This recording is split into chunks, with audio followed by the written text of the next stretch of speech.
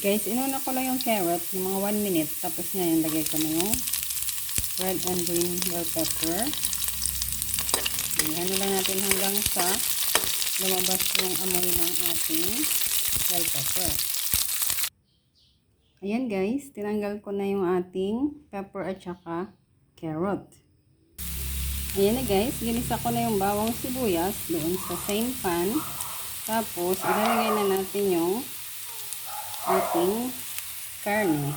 Dirinain ko muna guys, pero wag niyong itatapon yung pinagbabaran. Kasi ilalagay natin yung pag nasangkot siya na ng yung karne. Ayan guys, nasangkot siya na ng husto. Tapos yung dry na, lumabas na yung mga mantika ng baboy natin, karne. So ilalagay na natin yung pinagbabaran. Balik na natin. Tapos lagyan din natin ng tubig. Ayan, pakuluin na lang natin hanggang sa maluto at saka medyo maigaan ng konti yung sabaw. Ayan guys, malambot ang karne. So lagay na natin ang green peas at saka yung ating piniritong carrot saka bell pepper kanina. Ayan, tapos halo-halo lang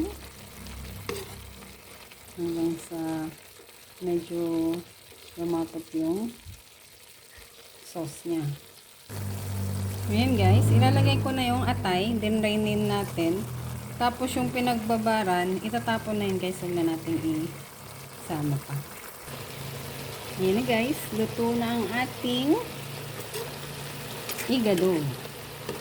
Tapos kanina tinikman ko siya guys, kasi depende naman sa panlasa eh. So, para sa akin kulang yung asim niya, dinagdagan ko na lang ng konti pang vinegar. Tapos, syempre magic sarap, pampalasa, tsaka konting pepper pa. So, depende na yun sa panlasa natin guys. Okay? Tayo na lang mag-adjust. Okay guys, enjoy! Have a nice lunch and have a good blessed Sunday. Thank you very much for watching. Bye!